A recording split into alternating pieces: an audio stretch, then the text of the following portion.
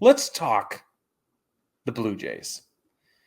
And not only are the Blue Jays basement dwellers, but it sort of is getting worse every time we turn around. And I think as we approach the deadline, we're going to have some people coming out of Toronto. But it probably won't be Orelvis Martinez, who just got popped for a PED suspension. 80 games, testing positive for clomiphene. Clomiphene. Trade name Clomid. Trade name Clomid. Brad would know that. Dude, it was so in a pharmacy background. in a pharmacy, you have like your fast mover section, like the ones that you fill all the time.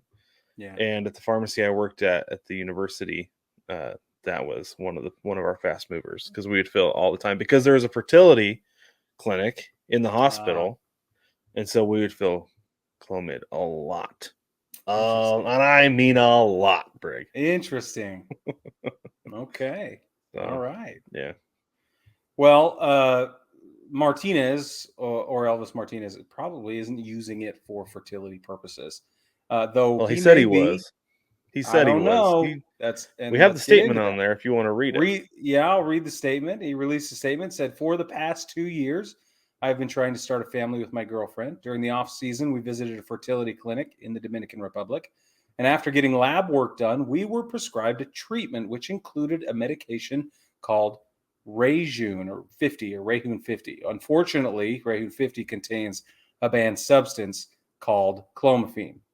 We wanted to keep this matter private, even within our family, and trusted the doctor who assured us this treatment did not include performance-enhancing drugs. Therefore, I made the mistake of not disclosing this to my team or the Players Association. With that said, I took full responsibility for my actions and accepted my suspension. I want to apologize to my teammates in both Buffalo and Toronto, the Blue Jays organization, and most importantly, the fans who have supported me during my career.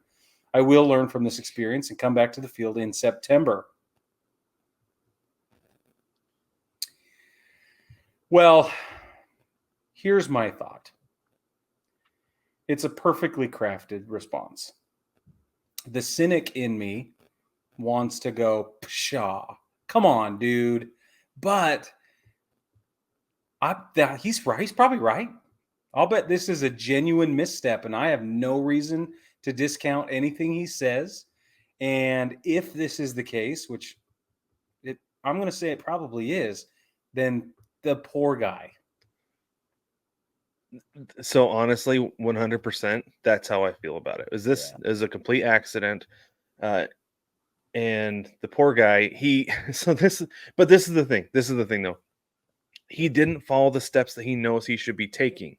Right. That's the problem. Right. Is that he asked his doctor, does it have performance enhancing drugs in it? His doctor is going to be like, no, of course not. Right.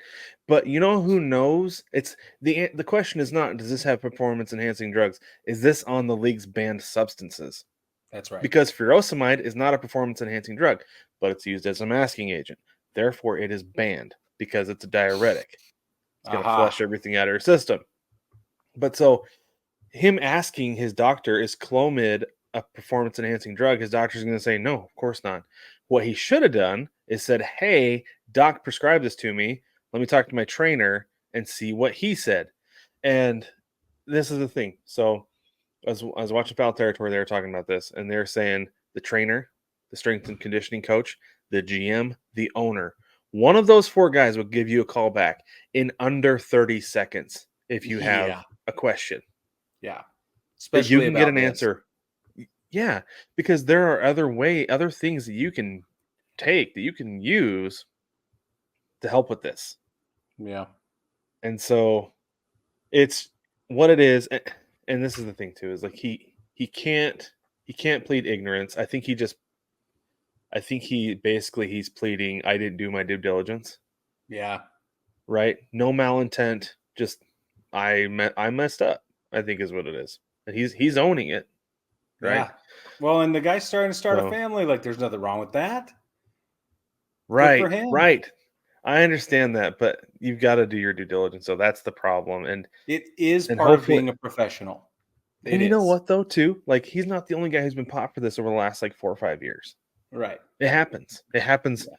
It's either this one or there's, a diuretic, and then, or, furosemide is the other one, because I think that was one of Robbie Cano's. And then the one with Tatis, was completely different. Or whatever. That's totally different. Yeah.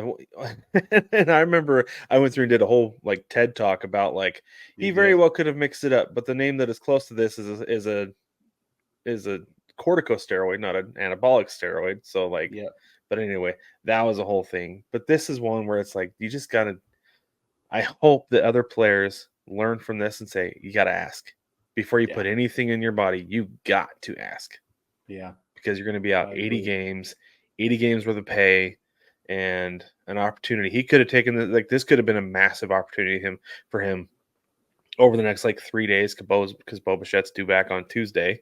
Yeah, right? They called him up to make his mark.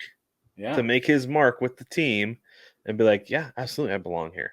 You can't send me back down. Send somebody else back down. Right. So he made his league debut filling in for Bo Bichette on Friday. He went 1 for 3 with a single in his league debut. That's awesome. Right? He's the number 2 prospect in the Blue Jays system and number 68 overall across Major League Baseball's prospect watch. Bo Bichette is eligible to return from the IL on Tuesday, like you said, but there's no reason he won't return on time, especially now, right? They're gonna need him to because they gotta this is where they stand. They're, like you said, basement dwellers in the AL East at the bottom, 15.5 games back of the Yankees, but they're only 6.5 back in the wild card. Right. Which there's a lot of teams between them and the point that they need to get to the wild card. It's not like they're 6 games back of the third spot and there's nobody there. No, they've got to overcome a lot of teams to get there. But at the same time, 6.5 games is not insurmountable. It's not insurmountable. Nope.